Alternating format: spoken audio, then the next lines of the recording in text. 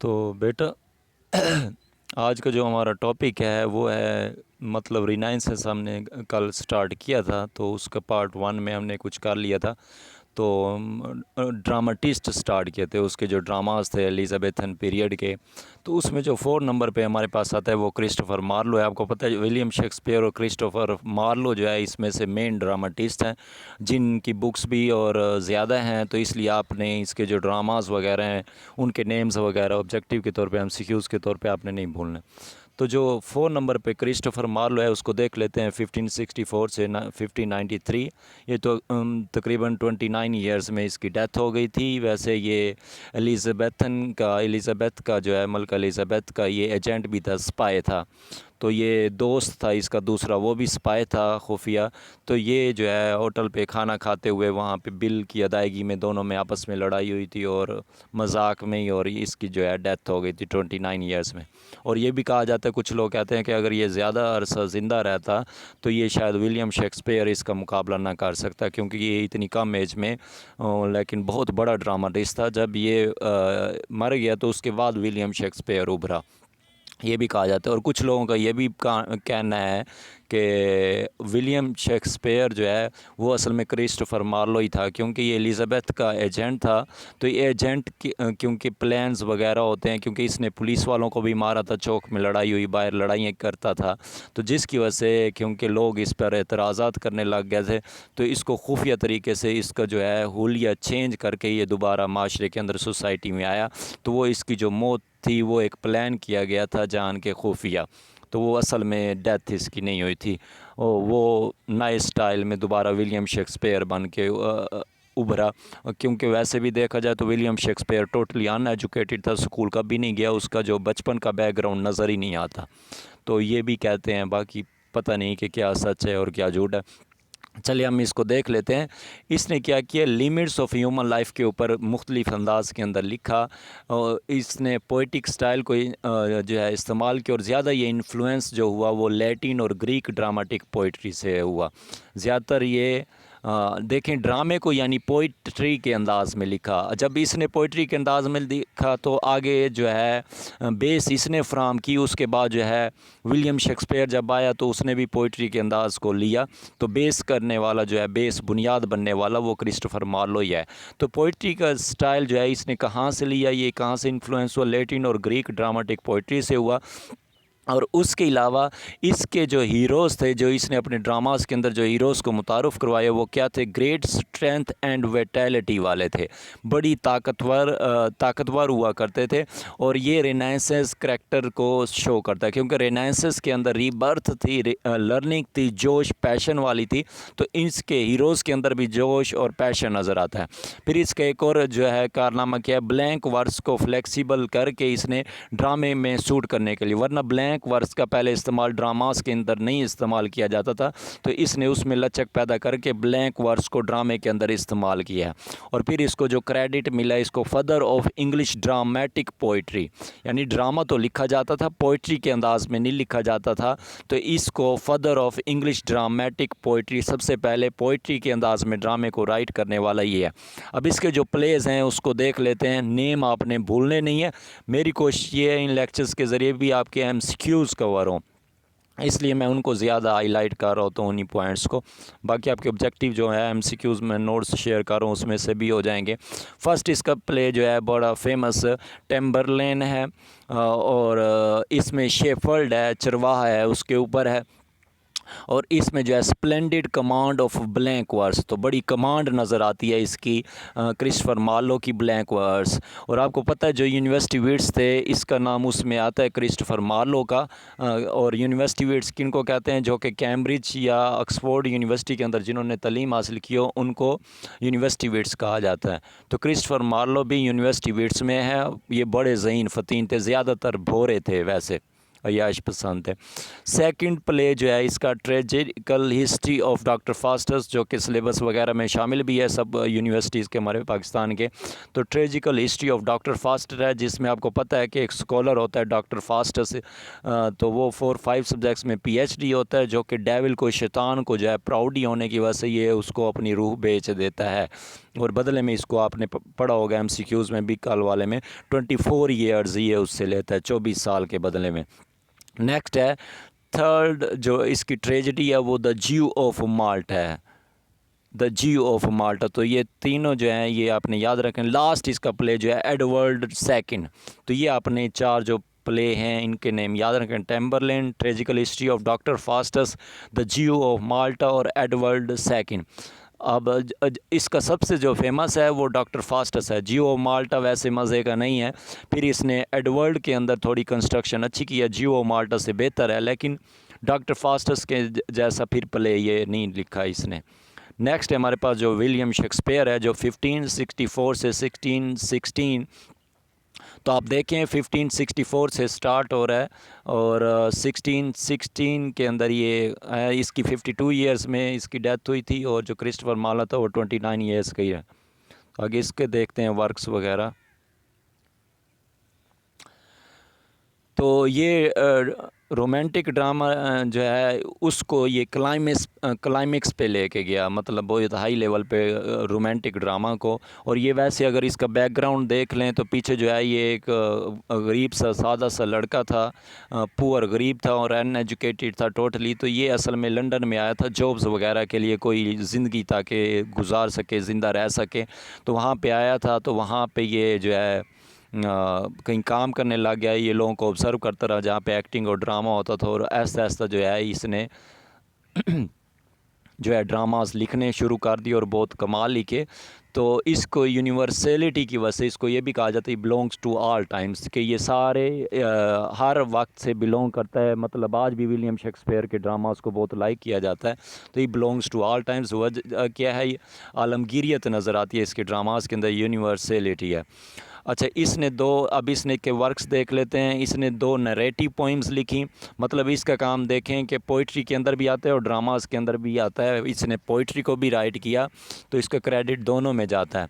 Narrative poems इसने लिखी हैं जो कि क्या है, consisting of non dramatic poetry है। पहली क्या है, वेनिस एंड एडोनिस, दूसरा द रेप ऑफ लुक्रेस। तो ये जो 2 हैं ये क्या हैं, नरेटिव पोइम्स हैं। ये नाम आपने याद रखने हैं जो पोइम्स इसने लिखी।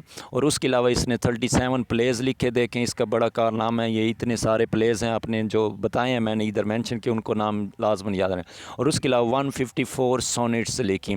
और सोनेट आपको पता है तकरीबन स्टैंडर्ड फॉर्म 14 लाइन्स पर होती है, लेकिन उससे बड़ी भी हो सकती है। इसके काम को डिवाइड किया 4 पीरियड्स में। पहला जो है 1577 से 1593 तक का था। इसमें इसने क्या किया था, ओल्ड प्लेस को जो है ओल्ड प्लेस को डिफ़ाइन करने की कोशिश की ओल्ड प्लेस के ऊपर, यानी पुराने कोई प्ले लिखे गए थे। जैसे कि एग्जांपल है 3 रिवीजन इसने की थी ओल्ड प्लेस की, जैसे कि 3 पार्ट्स जो हैं किसके, हेनरी 6 के और टाइटस एंड्रोनिकस है। ये एग्जांपल के तौर पे है जो उसने प्ले जो है उसको जो है रिवाइज़ किया। नेक्स्ट क्या है हमारे पास जो है उसके फर्स्ट कमेडीज़ हैं। ये कमेडीज़ के नाम हैं love's labour's lost, the 2 gentleman of Verona, the comedy of errors, a midsummer night's dream. तो ये इसके जो है कॉमेडीज़ हैं और ये नाम याद रखने। नेक्स्ट है उसका फर्स्ट क्रॉनिकल प्ले जो था रिचर्ड III था। फिर उसके बाद जो ट्रेजेडी है रोमियो एंड जूलियट, ये आपने याद रखना है। नेक्स्ट उसके बाद मैं हाईलाइट करना भूल गया हूँ, इसका जो नेक्स्ट इसका सेकंड पीरियड स्टार्ट हो रहा है। ये फर्स्ट पीरियड था 1594 से 1600, 1594 से 1600। इसमें क्या है, ये belong to his great comedies and chronicle plays. इसमें उसने कॉमेडीज़ और क्रॉनिकल प्लेज को पीछे रिवीजन कर रहा था, वो ख़त्म हो गई। Richard II, king John, the merchant of Venice, Henry IV Part 1 and Part 2, Henry V, The Taming of the Shrew, The Merry Wives of Windsor, The Merry Wives of Windsor। तो ये इसकी कॉमेडीज़ क्रॉनिकल प्लेज। नेक्स्ट है much ado about nothing as you like it, 12th night. तो ये तकरीबन कितनी बन जाती हैं? 3, 4, 5, 6, 7, 8, 9, 10। तो ये आपने नाम याद रखने हैं जो इसके सेकंड में कॉमेडीज़ और क्रॉनिकल प्लेस। नेक्स्ट हमारे पास जो इसका थर्ड पीरियड आता है ऑफ 1601 से 1608 तक है, belongs the greatest tragedies and bitter comedies. तो ट्रेजिडीज़ और बिटर कॉमेडीज़ के ऊपर है ये। इसमें जो है नज़र आता है darker side of human experience को इसने ज़ाहिर किया, डार्कर साइड, और ज़्यादातर इसने एम्फसाइज़ किया ईविल के ऊपर। अगर कॉमेडी भी लिखी है तो उसमें भी ईवल को मेंशन किया गया है, और ड्रामाज में भी देखें तो इसमें जो नेम आते हैं वो प्लेस के Julius Caesar, Hamlet, all's well that ends well, measure for measure, Troilus and Cressida, Othello, king Lear, Macbeth, Antony and Cleopatra, Coriolanus, Timon of Athens. तो देखें बड़े बड़े ये जो हैं ड्रामाज हैं, और उसके अंदर अलावा जो है कॉमेडीज़ वगैरह भी हैं इसके अंदर, जैसे किंग लेयर भी वैसे फेमस है, ओथेलो, हैमलेट बड़ा नाम है, ये भी सिलेबस में शामिल है, और जूलियस सीज़र भी अहम है। तो ये सारे जो है आपने नाम याद रखने की कोशिश करनी है। इसके प्लेस वैसे भी ज़्यादा हैं तो MCQs में कंफ्यूज कर सकते हैं आप, अच्छी तरह इसको रट्टा लगा लेना। फोर्थ इसका पीरियड जो है 1608 से 1612 है। तो ये period belongs to later comedies और ड्रामेटिक रोमांसेस है। अब इसमें थोड़ा सही हो गया था, बुराई वगैरह इस पे कंट्रोल हो गया था। Evil is now controlled and conquered by good, और अच्छाई से जीत हो गई। तो फिर मतलब पीछे वाले में इसने जो है ईविल्स को ज़्यादा जो है एम्फसाइज़ किया, यहाँ पर वो ख़त्म हो गई, कंट्रोल हो गया उस पर। इसमें इसने जो लिखे प्ले वो क्या है, किम्बरलैंड, और उसके अलावा द टेम्पेस्ट है, द विंटर्स टेल है। तो ये इसमें कम नज़र आते। तो ये आपने सारे विलियम शेक्सपियर, क्योंकि बहुत अहम है इसके जो, और क्रिस्टोफर मार्लो के कम थे, इसके बहुत ज़्यादा थे, तो इसको आपने अच्छी तरह करने की कोशिश करनी है। नेक्स्ट हमारे पास है बेन जॉनसन, ये इसके मेन है ड्रामाटिस्ट हैं जो 6 हैं, तो इनको आपने बोलना नहीं, इनके प्लेस भी नहीं बोलने। बेन जॉनसन 1573 से 1637, इसको क्लासिसिस्ट भी कहा जाता है। क्लासिसिस्ट किसके कहते हैं? जो कि पुराने क्लासिकल के ऊपर लिखे, क्लासिकल जो है स्टाइल उसको पसंद हो, पुराना। मोरलिस्ट भी कहा जाता है, जो इखलाकियत वगैरह दस दे, और उसको रिफॉर्मर भी कहा जाता है। तो इसकी सबसे बड़ी खूबी ये है, एक तो ये है कि इसने जो है कॉमेडीज़ के अंदर सोसाइटी की पिक्चर को बयान किया, true picture of the society. उसके अलावा जो इसने सबसे बड़ी खूबी मुतारफ़ करवाई ड्रामे के अंदर, वो ये थी ह्यूमर का करैक्टर लेके आया था। करैक्टर के अंदर इसने ह्यूमर क्रिएट करने की कोशिश की, ये इसका सबसे बड़ी बात है। और इसके अलावा 4 आउटस्टैंडिंग एंड फेमस कॉमेडीज़ जो इसने लिखी, वो इसके नेम देख लेते हैं। वोल्पोनी, ये सैटरिकल स्टडी है, स्टायर है, तंज। नेक्स्ट है the silent women, the alchemist. और वैसे ये याद रखें, अगर आपको टाइम मिले बाद में नावल पढ़ने का, द अल्केमिस्ट बहुत बड़ा नावल है।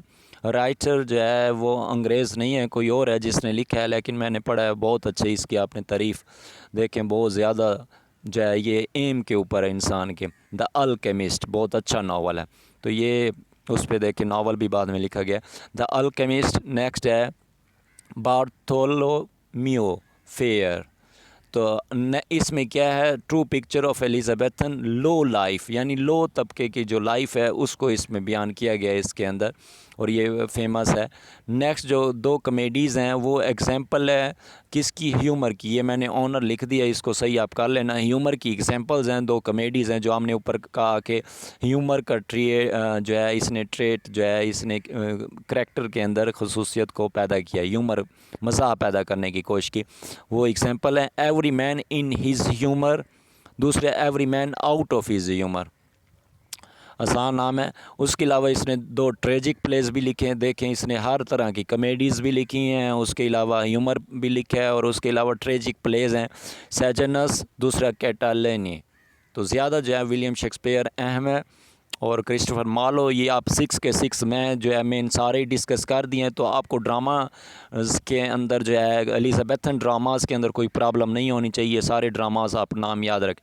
मैंने नोट किया आपके स्टूडेंट्स में से जो है बहुत सारे जो है वो लेक्चर्स लेने में प्रॉब्लम हो रही थी, लेक्चर ले नहीं रहे थे, हालांकि मैं तो टाइम जो बताया था उसी पे मैं रेडी होता हूँ और लेक्चर देता हूँ। तो मैंने अब यही सोचा है, डिसाइड किया, जो बच्चे लेक्चर ले रहे हैं उन्होंने भी यही मशवरा दिया बेहतर है, और मैंने भी यही डिसाइड किया कि इससे बेहतर है कि लेक्चर रिकॉर्ड करके जो है मैं ग्रुप में शेयर कर लिया करूँगा, ताकि आपको जिस टाइम मिले उसको कर लिया कर। लेकिन क्योंकि टेस्ट नज़दीक ही है, कम टाइम है हमारे पास, तो लिटरेचर बहुत लेंथी सब्जेक्ट है, लेकिन आपने कोशिश करनी है जो लेक्चर शेयर करूं उसको लाजमन जिस टाइम मिले कर लें, और उसके अलावा ऑब्जेक्टिव को भी करें, क्योंकि बहुत ज़्यादा ऑब्जेक्टिव नहीं हो पाएगी फिर कवर।